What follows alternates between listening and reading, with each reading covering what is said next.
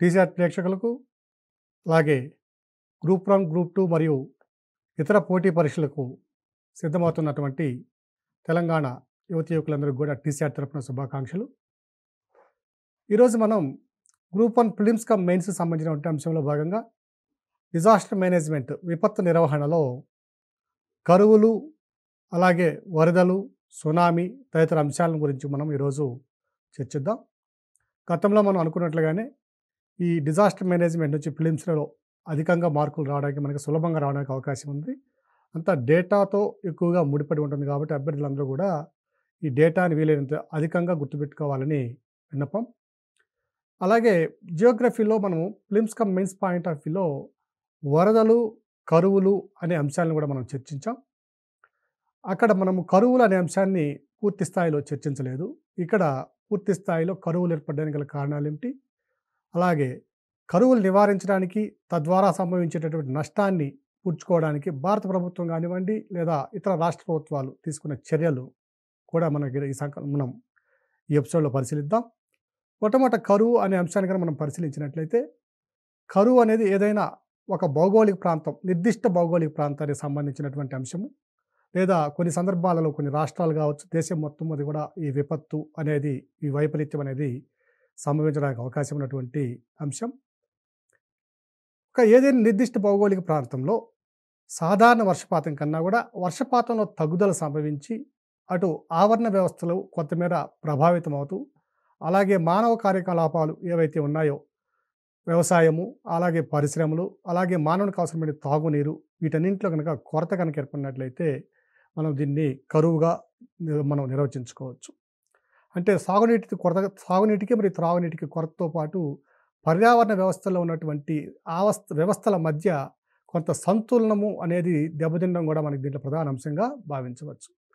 అలాగే భూమి యొక్క పై పొర ఏదైతే ఉన్నదో ఆ పొరలో కనుక తేమ శాతం తగ్గితే, అంటే తేమ సూచి అనేది ఒకటి ఉంటుంది. ఆ తేమ సూచి కనుక తగ్గినట్లయితే ఏమవుతుందంటే మనకి ఆవరణ వ్యవస్థలు, అంటే ఉదాహరణకు ఒక అటవీ వ్యవస్థ కానివ్వండి లేదా ఒక గడ్డి భూముల వ్యవస్థ కానివ్వండి, వీటి తీసుకుంటే వీటిలో భూమిలో ఉన్నటువంటి తేమ శాతము మీదనే ఆ ప్రాంతంలో ఉన్నటువంటి జన్యు వైవిధ్యము, జీవ వైవిధ్యం అంతా కూడా ఆధారపడి ఉంటుంది.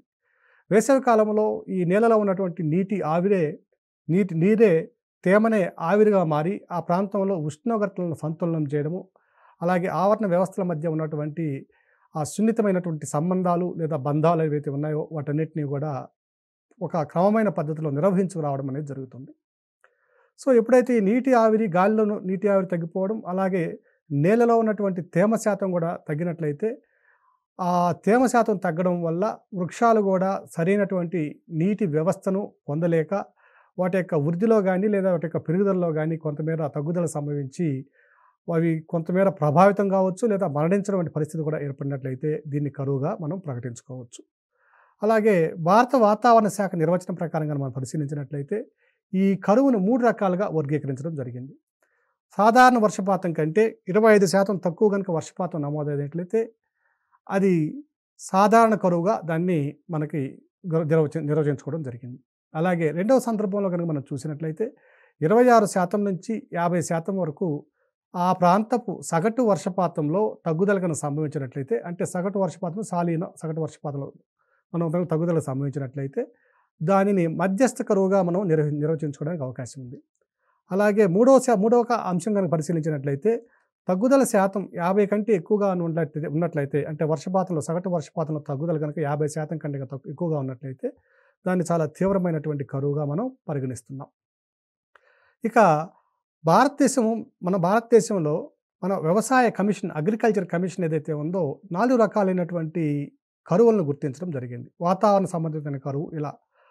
మొట్టమొదటి చూసినట్టే మెట్రలాజికల్ డ్రాట్ అంటాం దీన్ని. అంటే వాతావరణ పరమైనటువంటి కరువు. అంటే వాతావరణంలో ఉన్నటువంటి నీటి ఆవిరి లేదా నీటి శాతము లేదా తేమ శాతం తగ్గితే దాన్ని వాతావరణ సంబంధిత కరువుగా మనం గమనించవచ్చు. సో వాతావరణ సంబంధిత కరువు వల్ల పెద్దగా మనము ప్రభావితం కాకపోయినప్పటికీ ఉష్ణోగ్రతల సంతులనము లేదా అధిక ఉష్ణోగ్రతలు ఏర్పడడం అనేది కొంచెం అధికంగా మనం గమనించవచ్చు. ఉష్ణోగ్రతల సంతులనం అనేది జరగకపోవడం అనేది మనం ఇక్కడ గమనించవచ్చు. ఇక రెండవ దాని కనుక మనం పరిశీలించాలంటే హైడ్రలాజికల్ డ్రాట్, అంటే జల సంబంధిత కరువు. ఇది నేల యొక్క భూమి పైపొరల్లో కానివ్వండి తేమ శాతం తగ్గిపోవడం, అలాగే మనకి జలాశయాలు ఏవైతే ఉన్నాయో చెరువులు, కుంటలు, అలాగే నదులు, ఈ డ్యాములు, మానవ కృత్రిమ నిర్మిత డ్యాములు వీటన్నింటిలో కనుక జల పరిమాణం సాధారణ స్థాయి కంటే తగ్గినట్లయితే దాన్ని హైడ్రలాజికల్ డ్రాట్‌గా పరిగణిస్తాము. సో, ఈ హైడ్రలాజికల్ డ్రాట్ దేనికి దారితీస్తుందంటే అగ్రికల్చరల్ డ్రాట్‌కి మనకు దారి తీయడానికి అవకాశం ఉంది. సో, అగ్రికల్చరల్ డ్రాట్ అనేది వ్యవసాయ సంబంధిత కరువు అనేది మూడవ కరువు దీన్ని. సో, వ్యవసాయ సంబంధిత కరువు ఏర్పడడం వల్ల ప్రధానంగా ఆయా ప్రాంతాల్లో ఉత్పత్తులు, ఉత్పాదకలు తగ్గిపోవడం జరుగుతుంది. ఈ వ్యవసాయ సంబంధిత కరువు ఏర్పడడానికి ప్రకృతి కారణమే కాకుండా మానవ ప్రేరిత కారణాలు కూడా ఇక్కడ మనం గమనించడానికి అవకాశం ఉంది.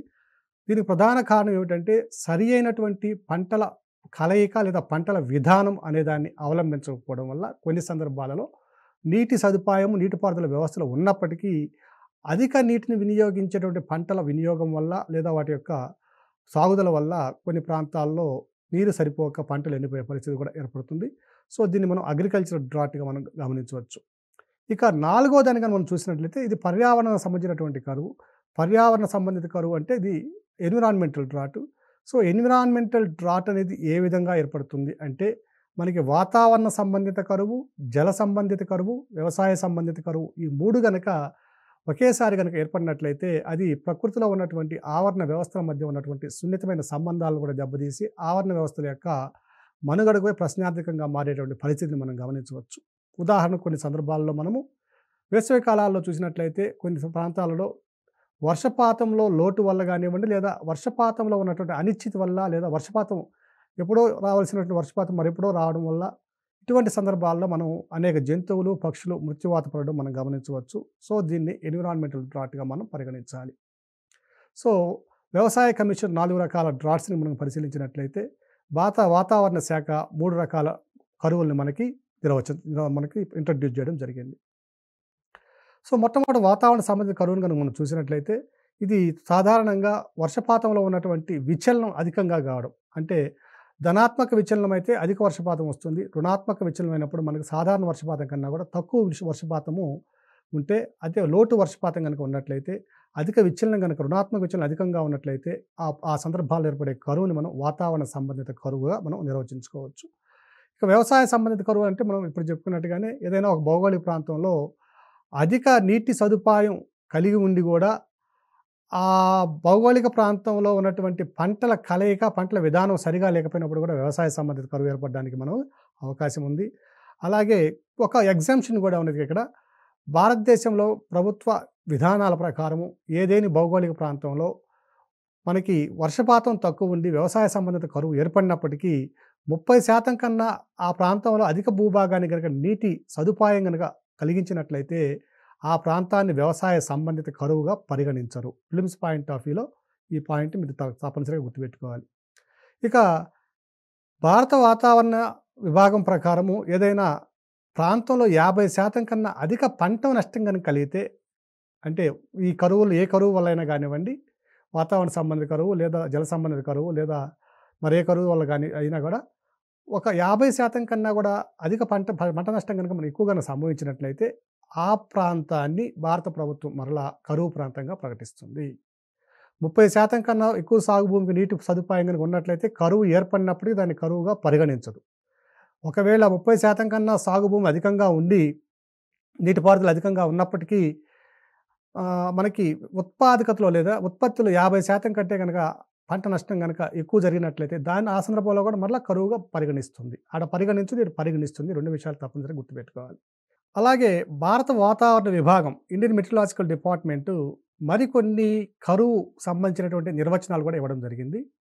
అందులో డ్రాట్ వీక్ అని, డ్రాట్ మంత్ అని ఈ విధంగా మనం గమనించవచ్చు. అంటే ఒక కరువు వారము అని దేన్ని అంటారంటే, ఈ వర్షపాతంలో ఏదైనా ఒక భౌగోళికంగా ఏదో ఒక ప్రాంతంలో కనుక ఒక నిర్దిష్ట సమయానికి ఒక వారం పరిధిని కనుక మనం తీసుకున్నట్లయితే, ఒక వారంలో సాధారణంగా సంభవించే వర్షపాతం కన్నా కూడా సగటు వర్షపాతం కన్నా కూడా ఆ వారం కాలంలో 50% కన్నా కూడా తక్కువ కనుక వర్షపాతం కనుక సంభవిస్తే అటువంటి సందర్భంలో ఆ వారాన్ని ఏంగా పరిగణిస్తారంటే డ్రాట్ వీక్గా, అంటే కరువు వారంగా పరిగణిస్తారు.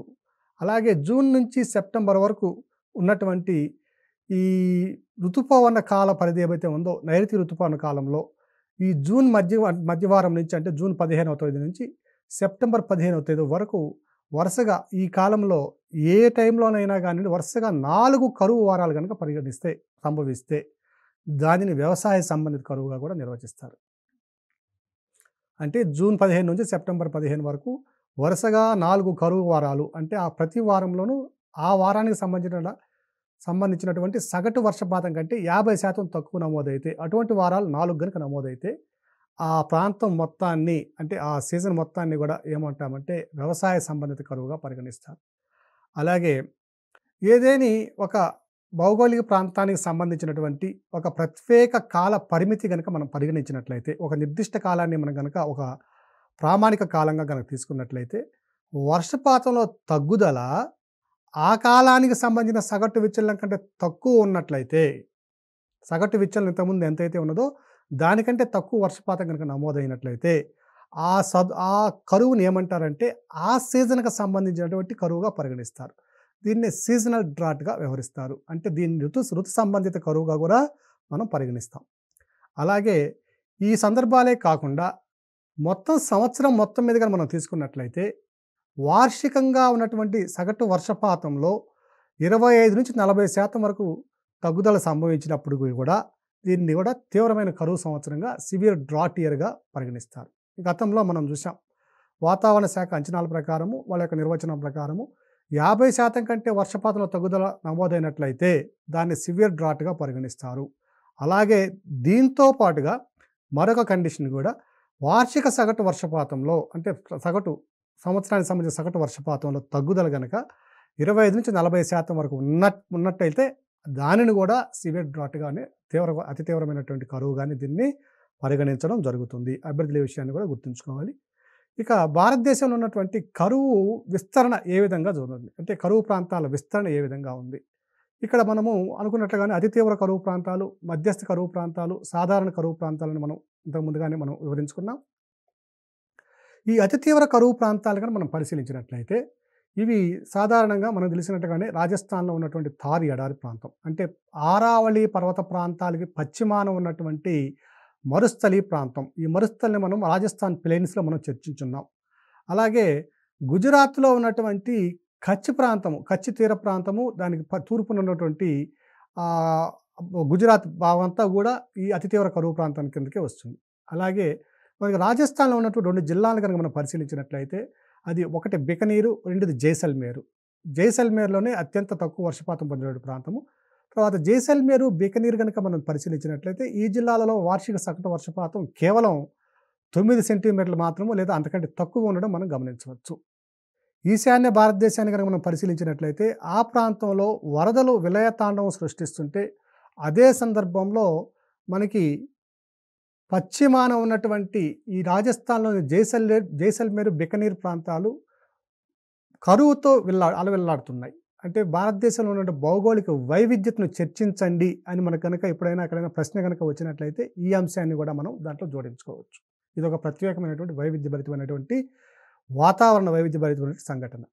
సో ఇక భారతదేశంలో ఉన్నటువంటి మధ్యస్థ కరువు ప్రాంతాలు కనుక మనం పరిశీలించినట్లయితే లేదా తీవ్ర కరువు ప్రాంతాలు కనుక మనం పరిశీలించినట్లయితే ఈ ఆరావళి పర్వతాలకి తూర్పున ఉన్నటువంటి మార్వార్ ప్లెయిన్స్, అలాగే మధ్యప్రదేశ్‌లోని బుందేల్ఖండ్ పీఠభూమి, అలాగే మహారాష్ట్రలో ఉన్నటువంటి విదర్భ, మరాఠ్వాడా ప్రాంతాలు, అలాగే పశ్చిమాన ఉన్నటువంటి ఈ ఈ దక్షిణ భారతదేశంలో చూసినట్లయితే రాయలసీమ ప్రాంతము, అలాగే కర్ణాటక పీఠభూమి, అలాగే తమిళనాడులో ఉన్నటువంటి కోయంబత్తూర్ ప్రాంతము, అలాగే జార్ఖండ్‌లో ఉన్నటువంటి దక్షిణ జార్ఖండ్ ప్రాంతము, అలాగే ఇంటీరియర్ ఒడిస్సా రీజియను ఇవన్నీ కూడా తీవ్ర కరువు ప్రాంతాలుగా మనం గమనించవచ్చు.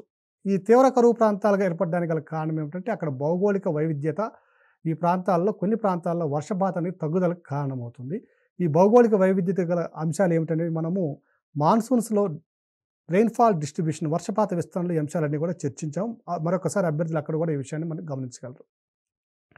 ఇక మధ్యస్థ కరువు ప్రాంతాలు కనుక చూసినట్లయితే ఇవంతా కూడా ఉత్తరప్రదేశ్‌లో ఉన్నటువంటి దక్షిణ భాగంలో ఉన్నటువంటి జిల్లాలు అంటే మనకి మధ్యప్రదేశ్‌కి ఉత్తరప్రదేశ్‌కి ఉన్న బోర్డర్ రీజియన్స్, అలాగే మనకి మహారాష్ట్రలో ఉన్నటువంటి పశ్చిమ కనుమల ప్రాంతము లేదా కొంకణ్ తీర ప్రాంతం కాకుండా మహారాష్ట్రలో మనం తూర్పుకు వెళ్ళే కొద్దీ మళ్ళా వర్షపాతం క్రమంగా తగ్గిపోతుంది.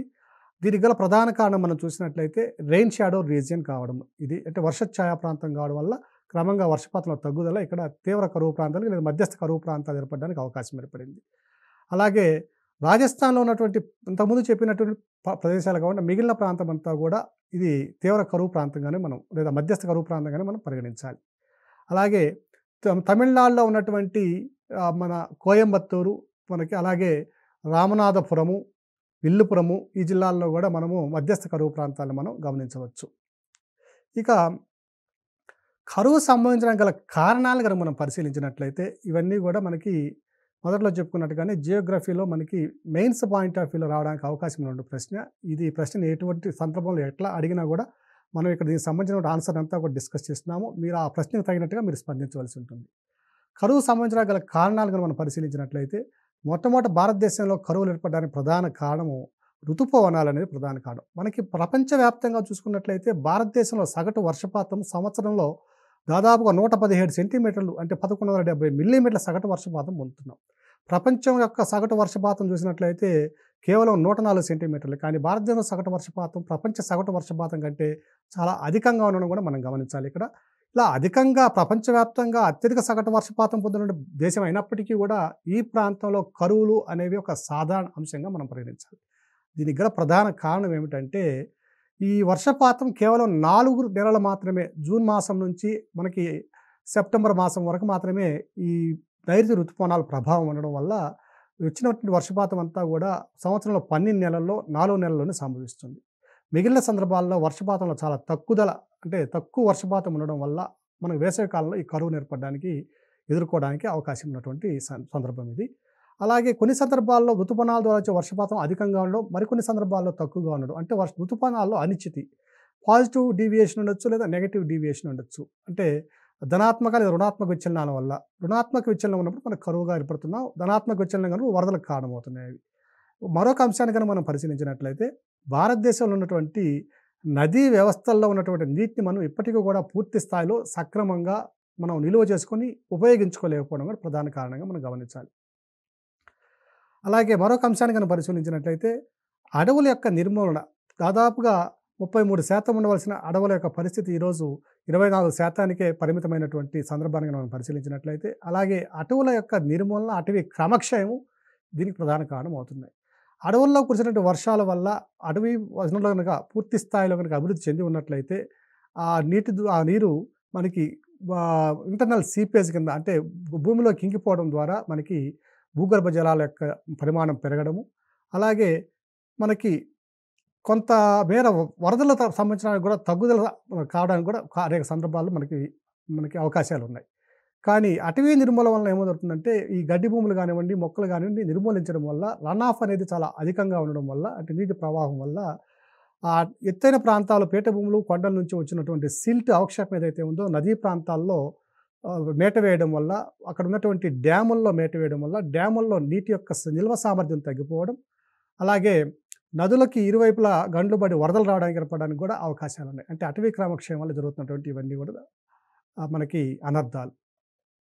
ఇంత ముందుగానే మనం చర్చించుకున్నట్లుగా వ్యవసాయంలో ఉన్నటువంటి సాంకేతిక లేదా శాస్త్రీయ సాంకేతికతను పూర్తి స్థాయిలో ఇప్పటికి కూడా భారతదేశంలో ఉన్నటువంటి వ్యవసాయ భూముల్లో ప్రవేశపెట్టకపోవడం, అందుకు ఒక ఉదాహరణగా మనం పరిశీలించినట్లయితే సరైన పంటల విధానాన్ని మనం ఇప్పటికి కూడా చాలా సందర్భాల్లో అనుసరించలేకపోవడం. కానీ ఈ మధ్యకాలంలో వస్తున్నటువంటి వ్యవసాయ శాఖలో వస్తున్నటువంటి వినూత్నమైన మార్పుల వల్ల సరైన పంటల విధానం అనుసరించడం కొంతమేర పురోగతి సాధిస్తున్నామని చెప్పుకోవాలి. ఇక పట్టణీకరణ అనేది చాలా ప్రధానంగా ఉన్నటువంటి అంశం. 2000 సంవత్సరం నుంచి 2020 సంవత్సరానికి మనం పరిశీలించినట్లయితే భారతదేశంలో పట్టణీకరణ రెండింతలుగా పెరిగింది. సో అధిక పట్టణీకరణ వల్ల ఏమవుతుందనంటే ఈ సాధారణంగా సహజంగా ఏర్పడినటువంటి ఈ నీటి ప్రవాహ మార్గాలు అనేవి క్రమంగా మూసుకుపోవడం వల్ల జలవనరుల యొక్క లభ్యత పూర్తి స్థాయిలో దిగువ ప్రాంతాలకు చేరకపోవడం వల్ల ఎగువ ప్రాంతాల్లో వరదలు, దిగువ ప్రాంతాల్లో కరువులు ఏర్పడడానికి అవకాశం ఉన్నది. అలాగే కొన్ని సందర్భాల్లో ఈ అటవీ నిర్మూలన వల్ల చెరువులు మరియు డ్యాముల్లో కూడా పూడికలు ఏర్పడడం, అలాగే భారతదేశంలో ఉన్న కొన్ని నేలలను కనుక పరిశీలించినట్లయితే పూర్తి స్థాయిలో తేమ శాతాన్ని నిలుపుకోలేకపోవడం కూడా ఒక ప్రధానమైన సమస్యగా మనం గమనించవచ్చు. నల్లరేగడి నేలలు కనుక చూసుకున్నట్లయితే అధిక కాలం టైంలో తేమ శాతాన్ని నిలుపుకోవడానికి అవకాశం ఉన్నది. అలాగే ఇసుక నేలలు ఇవన్నీ మనం చూసినట్లయితే ఆ నేలలు అధిక కాలం పాటు తమలో నీటి శాతాన్ని నిలుపుకోలేకపోవడం కూడా ప్రధానమైనటువంటి సమస్యగా మనం పరిగణించాలి. ఇక కరువు యొక్క ప్రభావాలు ఏమిటి అని మనం చూసినట్లయితే సామాజిక సమస్యలు. కరువైన ప్రాంతంలో పేదరికం అనేది క్రమంగా పెరుగుతూ పోతుంది. ఈ పేదరిక తీవ్రత పెరుగుదల వల్ల ఏమవుతుందంటే క్రమంగా సరైనటువంటి పోషకాహార లేమి వల్ల పోషకాహారం లభించకపోవడం వల్ల అటు పిల్లల్లోనూ, అలాగే ఇటు గర్భిణీలు, బాలింతలు, అలాగే కొంతమంది అధిక వయసు ఉన్న వారిలో పోషకాల లేమి అని పెరగడం, దాని ద్వారా అనేక వ్యాధులకు గురి కావడం మనం జరుగుతుంది. పేదరికం వల్ల అనేక సందర్భాల్లో సామాజిక సమస్యల్లో భాగంగా దొంగతనాలు పెరగడం, క్రైమ్ రేట్ పెరగడం, ఇవన్నీ జరగడానికి మనకి నేర ప్రవృత్తి అనేది క్రమంగా పెరగడానికి అవకాశం ఉంది. అలాగే ఎప్పుడైతే పేదరికంలో ఉన్నటువంటి ప్రజలకు సరైనటువంటి సదుపాయాలు ప్రభుత్వం అందించడంలో విఫలమవుతుందో, ఆ సందర్భాల్లో ప్రభుత్వాల మీద తిరుగుబాటు జరగడానికి అనేక సందర్భాల్లో మనం ఈ అంశాలను కూడా మనం గమనిస్తున్నాం. సో, భారతదేశంలో ఉన్నటువంటి వలసవాద పాలనలో జరిగినటువంటి విప్లవాలు కూడా దీనికి ఉదాహరణగా చెప్పుకోవచ్చు. ఆధునిక మన భారతంలో చూసినట్లయితే ఈ మధ్య కాలంలో శ్రీలంక ప్రభుత్వం మీద జరిగినటువంటి తిరుగుబాటు కూడా దీనికి మనం ఉదాహరణగానే మనం గమనించవచ్చు. అలాగే పర్యావరణ సమస్యలు కనుక మనం చూసినట్లయితే ఎడారీకరణ అనేది ప్రధానమైన సమస్య. గాలిలో ఉన్నటువంటి నీటి శాతం తగ్గడం, నేలలో ఉన్నటువంటి తేమ శాతం తగ్గడం వల్ల ఆయా ప్రాంతాల్లో ఉన్నటువంటి పై వనరులు, భూపటలంలో ఉన్నటువంటి వనరులు ఏవైతే ఉన్నాయో, నేలలు ఏవైతే ఉన్నాయో అవి క్రమంగా వాటిలో ఉన్నటువంటి జిగురు మట్టి, ఇసుక రేణువులు విడిపోవడం వల్ల జిగురు మట్టి పవన క్రమక్షేమం వల్ల ఎక్కడికో విసిరివేయబడడం, అక్కడ ఇసుక అక్కడ నిలబడిపోవడం వల్ల ఎడారీకరణ ప్రధానమైన సమస్యగా మనకి మారుతుంది. ఈ సందర్భాన్ని ఇటువంటి అంశాన్ని మనం అనంతపూరు, అలాగే కర్నూలు జిల్లాల్లోనూ, అలాగే తెలంగాణలో మహబూబ్ నగర్ జిల్లాలోను, అలాగే పశ్చిమాన ఉన్నటువంటి మహారాష్ట్ర ప్రాంతాల్లోనూ మన అనేక సందర్భాల్లో ఈ ఎడారీకరణ పెరగడం అనే అంశాన్ని మనం గమనించవచ్చు.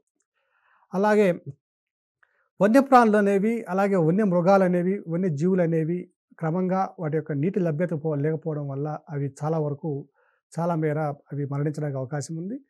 అదేవిధంగా మనకి అటవీ వనరులు ఉన్నటువంటి ఆ ప్రాంతాల్లో అగ్ని ప్రమాదాలు సంభవించడానికి అవకాశం ఉండడం వల్ల వాటి నుంచి విడుదలయ్యేటువంటి గ్రీన్ హౌస్ గ్యాసెస్ ఏవైతే ఉన్నాయో అవన్నీ కూడా మనకి మరలా గ్లోబల్ వార్మింగ్గా మారడానికి అవకాశం ఉంది. ఎప్పుడైతే మనకి నీళ్ళలో తేమ శాతం పెరగడం, తగ్గుదల సంభవించిందో కొన్ని సందర్భాలలో సూక్ష్మక్రిముల వ్యాప్తి కూడా అధికంగా జరగడానికి, తద్వారా అనేక వ్యాధులు సంక్రమించడానికి కూడా అవకాశం ఉంది. అలాగే ఆర్థిక సమస్యలు చూసినట్లయితే ఈ వ్యవసాయం నుంచి సరైన ఉత్పాదకత లేకపోవడం వల్ల వ్యవసాయ ఆధారిత పరిశ్రమలు ఏవైతే ఉన్నాయో అవన్నీ కూడా కుంటుపడడానికి అవకాశం ఉంది. అలాగే ఎప్పుడైతే మనకి అటవీ ప్రాంతాలు లేదా జలావరణాలు, జలాశయాలు అనేవి నీటి కొరతతో బాధపడుతున్నాయో ఆ సందర్భంలో కూడా టూరిజంపై ప్రభావం ఉండడానికి అవకాశం ఉంది. ఇక భారతదేశంలో కరువు నివారణ చర్యలను కనుక మనం పరిశీలించినట్లయితే 1973-74 సంవత్సరంలో డ్రాట్ ప్రోన్ ఏరియా ప్రోగ్రామ్, అంటే కరువు పీడిత ప్రాంత పథకము అనే అంశాన్ని మనం ఇక్కడ ప్రారంభించింది కేంద్ర ప్రభుత్వం. ఇది భారతదేశంలో ఉన్నటువంటి 14 రాష్ట్రాల్లో దాదాపుగా 149 జిల్లాల్లో ఈ పథకాన్ని ప్రారంభించడం జరిగింది. దీని యొక్క ప్రధాన లక్ష్యం కనుక మనం చూసినట్లయితే కరువు పీడిత ప్రాంతాల్లో లేదా వర్షపాత లోటును ఎదుర్కొన్నటువంటి ప్రాంతాల్లో ఆ యొక్క ఆవరణ వ్యవస్థల్లో జలవనరుల అభివృద్ధిని చేసి తద్వారా భూమి మీద ఉన్న పర్యావరణ వ్యవస్థను పరిరక్షించి జీవావరణలో ఉన్నటువంటి సమతుల్యతను, సున్నితత్వాన్ని కాపాడడం అనేది దీని యొక్క ప్రధాన లక్ష్యంగా మనం పరిగణించవచ్చు. ఈ పథకాన్ని నిధులను కనుక మనం చూసినట్లయితే కేంద్ర ప్రభుత్వం 70% నిధులు విడుదల చేస్తే రాష్ట్ర ప్రభుత్వం 25% నిధులు సమకూరుస్తుంది. ఇక 77-78 సంవత్సరంలో మరొక ప్రోగ్రాం ప్రారంభించడం జరిగింది. డెజర్ట్ డెవలప్మెంట్ ప్రోగ్రామ్, ఎడారి అభివృద్ధి పథకము. ఇది భారతదేశంలో ఉన్నటువంటి 7 రాష్ట్రాల్లో 36 జిల్లాల్లో ప్రారంభించబడిన పథకము. దీని యొక్క ప్రధాన లక్ష్యం కనుక చూసినట్లయితే మన డెజర్ట్ డెవలప్మెంట్ అన్నారు కాబట్టి ఇది ఎడారి ప్రాంతాల యొక్క అభివృద్ధికి సంబంధించినటువంటిది. ఎడారి ప్రాంతాల్లో జనవరాల లభ్యత తక్కువగా ఉండడం, తద్వారా ఆ ప్రాంతంలో అడవుల యొక్క సాంద్రత కూడా తక్కువగా ఉండడం వల్ల ఈ ప్రాంతాలలో జలవనరులను అభివృద్ధి చేసినట్లయితే పర్యావరణ పరంగా సమతుల్యం సాధించడంతో పాటు ఆయా ప్రాంతాల్లో ఉండే ప్రజల యొక్క జీవనోపాధిని పెంచడానికి గణనీయమైన పురోగతి సాధించవచ్చు అనే ఉద్దేశంతో ఈ పథకాన్ని 77-78 సంవత్సరంలో ప్రారంభించడం జరిగింది. ఇక మూడవ పథకాన్ని కనుక మనం చూసినట్లయితే 1989లో ప్రారంభించిన పథకం ఇది. Integrated waste land development programme or project. ఇది సమీకృత వ్యర్థ భూముల అభివృద్ధి పథకం. ఇది ఇంతకుముందు desert development programme, drought prone area programme రెండింటినీ అమలు చేసినటువంటి ప్రాంతాలు కాక ఇవి అమలు చేయనటువంటి ప్రాంతాలు ఏవైతే ఉన్నాయో ఆ ప్రాంతాలలో బీడు భూముల లేదా వ్యర్థ భూముల అభివృద్ధి చేయడం ప్రధాన లక్ష్యంగా సాగించినటువంటి పథకం ఇది. ఇక 4వ పథకాన్ని కనుక మనం గమనించినట్లయితే ఇది national watershed development programme లేదా ప్రాజెక్టు. ఎక్కడైతే వర్షపాతం తక్కువగా ఉన్న ప్రాంతాలు ఏవైతే ఉన్నాయో ఆయా ప్రాంతాలలో వాటర్ షెడ్ పథకాన్ని అభివృద్ధి చేయడం. వాటర్ షెడ్ అనే ప్రధానంగా మనం చూసినట్లయితే ఎక్కడైతే వాటర్ మనకు విభజించడానికి అనుకూలంగా ఉన్నదో, వర్షపాతం ద్వారా సంభవించే వర్షం ఏదైతే ఉందో ఇటువైపుకి, ఇటువైపుకి, ఇటువైపుకి ఇలా 2, 3 దిక్కులకి లేదా 4 దిక్కులకు ప్రవేశించే ప్రవాహం ఉన్నటువంటి ఆ నీటిని ఆయా ప్రాంతాల్లో చెక్ డ్యాముల నిర్మాణము, అలాగే కాంటూర్ కాలువలు తోవడం, వీటి ద్వారా ఆయా ప్రాంతాల్లో భూగర్భ జల వనరులు పెంచడం అనేది దీని యొక్క ప్రధానమైన లక్ష్యం. ఈ పథకాన్ని 1991లో కేంద్ర ప్రభుత్వం ప్రవేశపెట్టినప్పటికీ 1995 నుండి ఈ national watershed development project అనేదాన్ని ఏదైతే ఉన్నదో జాతీయ వాటర్ షెడ్ అభివృద్ధి పథకం అనే ఈ పథకాన్ని మనం ఇంతకుముందు చెప్పుకున్నటువంటి డీడీపీ, డీపీఏపీ, ఎన్‌డబ్ల్యూడీపీ ఈ 3 పథకాల ద్వారా 1995 నుంచి ఈ ప్రాజెక్ట్‌ని అమలు చేస్తున్నారు. ఓకేనా? Next integrated watershed management programme ఇది 2009-10 సంవత్సరంలో ఈ పథకాన్ని గ్రామీణాభివృద్ధి శాఖ అంటే కేంద్ర ప్రభుత్వంలో ఉన్నటువంటి గ్రామీణాభివృద్ధి శాఖ ఈ పథకాన్ని ప్రారంభించడం జరిగింది. ఈ పథకం యొక్క ప్రధాన లక్ష్యం కనుక మనం చూసినట్లయితే 2027 నాటికి దాదాపుగా భారతదేశంలో ఉన్నటువంటి రెయిన్‌ఫెడ్ ఏరియాస్ అంటే వర్షపాతం తక్కువగా ఉన్న ప్రాంతాలు ఏవైతే ఉన్నాయో ఆయా ప్రాంతాల్లో 55 మిలియన్ హెక్టేర్లలో ఈ వాటర్ షెడ్ మేనేజ్మెంట్ ద్వారా ఆయా ప్రాంతాలలో నీటి వనరుల అభివృద్ధి, తద్వారా రైతుల యొక్క సుస్థిరాభివృద్ధిని సాధించడం అనేది ఇది యొక్క ప్రధాన లక్ష్యంగా మనం గమనించవచ్చు. అలాగే వీటితో పాటుగా 55 మిలియన్ హెక్టేర్లలో కొన్ని ప్రాంతాలలో అడవులు మరియు అటవీయేతర భూములు ఉన్నట్లయితే ఆయా ప్రాంతాల్లో కూడా నీటి వనరులను అభివృద్ధి చేసి తద్వారా సున్నితమైనటువంటి ఆవరణ వ్యవస్థల మధ్య సంబంధాలను కొనసాగించి ఇంతకుముందు ఉన్నటువంటి పూర్వ పరిస్థితికి లేదా పూర్వపు స్థితికి ఆవరణ వ్యవస్థను తీసుకురావడం దీని యొక్క ప్రధాన లక్ష్యంగా కూడా మనం గమనించవచ్చు. వీటితో పాటుగా ఈ 55 మిలియన్ హెక్టేర్ల భూమితో సుస్థిరాభివృద్ధిని సాధించే విధంగా వైవిధ్యభరితమైనటువంటి వ్యవసాయ పద్ధతులను అవలంబించి బహుళ పంటల వ్యవస్థని అభివృద్ధి చేయడం, తద్వారా ఆయా ప్రాంతాల్లో గ్రామీణ ప్రాంతాల్లో నివసిస్తున్నటువంటి ప్రజల యొక్క అభివృద్ధిని కాంక్షించడం. ఇది integrated watershed development management programme యొక్క ప్రధాన వాటర్ షెడ్ మేనేజ్మెంట్ ప్రోగ్రామ్ యొక్క ప్రధాన లక్ష్యము. సో ఈ ప్రోగ్రామ్ కనుక మనం చూసినట్లయితే చైనా తరువాత ప్రపంచవ్యాప్తంగా ఇంత పెద్దదైన ప్రోగ్రాం నిర్వహిస్తున్న దేశం కేవలం భారతదేశమే. సో వాటర్ షెడ్ మేనేజ్మెంట్ ప్రోగ్రాంలో మొట్టమొదటి దేశం చైనా అయితే రెండవ దేశం భారతదేశంగా మనం గమనించాలి. అలాగే 2017 నుంచి ఈ ఇంటిగ్రేటెడ్ వాటర్ షెడ్ మేనేజ్మెంట్ ప్రోగ్రామ్ని ఫార్మ్ వాటర్ మేనేజ్మెంట్ స్కీము మరియు యాక్సిలరేటెడ్ ఇరిగేషన్ బెనిఫిట్ ప్రోగ్రామ్ను అన్నిటినీ కూడా ఏం చేశారంటే ప్రధానమంత్రి కృషి సంచాయ్ యోజన పథకంలో విలీనం చేశారు. ఈ ప్రధానమంత్రి కృషి సంచాయ్ యోజన పథకంలో ప్రధాన లక్ష్యం ఏమిటంటే గ్రామీణ ప్రాంతాల్లో ఉండే ప్రజల యొక్క పర్యవేక్షణలో వాళ్ళ యొక్క పార్టిసిపేషన్తో వాళ్ళ యొక్క నిర్ణయాలకు అనుగుణంగా ఈ పథకాన్ని అవలంబిస్తున్నారు. అలాగే క్రైసిస్ మేనేజ్మెంట్ ప్లాన్ అనే ఒక పథకాన్ని 2015 సంవత్సరంలో ప్రారంభించారు. ఇది 2002 సంవత్సరం నుంచి మనకి అత్యంత తీవ్రమైన కరువు ఏర్పడిన సంవత్సరం నుంచి ఏర్పడిన ఈ సంవత్సరం నుంచి నేర్చుకున్న గుణపాఠం ద్వారా ఈ ప్రోగ్రామ్ని ప్రారంభించడం జరిగింది. దీనిని జాతీయ విపత్తు నివారణ అథారిటీకి ఈ ప్రోగ్రామ్ని బదలాయించి ఈ జాతీయ విపత్తు నివారణ అథారిటీ ద్వారా భారతదేశంలో కరువును ఎదుర్కొనేందుకు ఒక సమగ్రమైనటువంటి 4 ప్రణాళికలతో 4 సూత్రాలతో ఈ పథకాన్ని అమలు చేస్తున్నారు. 2015 నుంచి అమలు చేస్తున్నారు. దీన్ని కరువు ప్రాంతాల్లో గ్రామీణ ఉపాధి హామీ ద్వారా తక్షణంగా ఉపాధిని కల్పించడం, అలాగే కరువు పీడిత ప్రాంతంలో కరువు సంభవించినప్పుడు ఆయా ప్రాంతాల్లో ఉన్నటువంటి లైవ్ స్టాక్కి పశుగ్రాసము మరియు మిగిలిన మినరల్స్ అందుబాటు చేయడము, నీటి వనరులను పెంచడము, చెక్ డ్యాములు తదితర పథకాల ద్వారా భూగర్భ జలాల వనరులను పెంచడము, అలాగే ఆయా రాష్ట్రాలని కేంద్ర ప్రభుత్వం తీసుకున్నటువంటి నిర్ణయాలకు అనుగుణంగా వ్యవసాయ రుణాలను రీషెడ్యూల్ చేయడము, వీలైతే రుణాలను మాఫీ చేయడము లేదా రుణ పరిమితిని పెంచడము, లేని సందర్భంలో కొంతమేర వడ్డీలను తగ్గించడము, ఇవన్నీ కూడా దీంట్లో ఉన్నటువంటి అంశాలు. ఇక భారతదేశంలో ఉన్నటువంటి కరువు తీరుని కనుక మనం పరిశీలించినట్టే మొత్తం భౌగోళిక వైశాల్యంలో 65% కరువు సంబంధించిన అవకాశం ఉన్నటువంటి ప్రాంతము. అలాగే సగటున భారతదేశంలో 50,000 మంది ప్రజలు ప్రతి సంవత్సరం కరువు బారిన పడి ప్రభావితం అవుతున్నారు. దేశవ్యాప్తంగా 99 జిల్లాలు కరువు బారిన పడుతున్నటువంటి జిల్లాలు. అలాగే 2001 రాష్ట్రంలో అత్యధికంగా 8 రాష్ట్రాలు తీవ్రమైన కరువును ఎదుర్కొంటే 2003 సంవత్సరంలో రాజస్థాన్ వరుసగా 4వ సంవత్సరం కూడా కరువును ఎదుర్కొని చాలా గణనీయమైనటువంటి ప్రభావాన్ని ఎదుర్కొన్నది. అలాగే ఈ గ్రే జోను, డార్క్ జోన్లు కూడా మనం ఇక్కడ గమనించవచ్చు.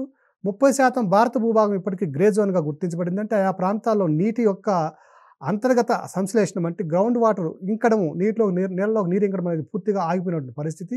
అలాగే 4% భూభాగం కనుక చూసినట్లయితే ఇది డార్క్ జోన్గా గుర్తించబడింది. అంటే ఈ ప్రాంతంలో ఇక ఎటువంటి మానవ హ్యాబిటేషన్స్ ఆవాసాలు నిర్మించుకోవడానికి అవకాశం లేనటువంటి ప్రాంతం ఇది. సో రాజస్థాన్లో ఉండే సరిస్కా జోన్ ప్రాంతము ఈ డార్క్ జోన్లో ఉన్నటువంటి ప్రాంతము. అలాగే తీవ్రమైన కరువు ప్రాంతాలుగా మనం పరిశీలించినట్లే 1918 సంవత్సరంలో ఏర్పడిన కరువు చాలా తీవ్రమైన కరువు 70% తీవ్రతతో, దాని తర్వాత 1899 సంవత్సరం, దాని తర్వాత 1877 సంవత్సరం. ఇవి కూడా ఈ 3 అత్యంత తీవ్రమైన కరువు సంవత్సరాలుగా మనం గమనించాలి. అలాగే భారతదేశంలో చూసినట్టు దక్షిణ భారతదేశంలో సంభవించిన కరువుల వల్ల 1886, 1888 మధ్య కాలంలో దాదాపుగా 58 మిలియన్ల మంది కరువు బారిన పడిపోతే, అందులో 5.5 మిలియన్ల ప్రజలు కనీసం ఆకలి చావులు తట్టుకోలేక చనిపోయినటువంటి పరిస్థితి. ఈ కరువునే భారతదేశంలో మహా దుర్భిక్షంగా పరిగణిస్తారు. అలాగే 1896, 1897 కరువు ప్రాంతంలో 1.25 మిలియన్ల ప్రజలు కూడా మరణించడం జరిగింది. సో అభ్యర్థులందరూ కూడా ఈ కరువు సంబంధించిన అంశాలను జాగ్రత్తగా విశ్లేషించుకొని ప్రతి అంశాన్ని క్షుణ్ణంగా పరిశీలించి గుర్తుపెట్టుకుంటారని ఆశిస్తూ ధన్యవాదాలు.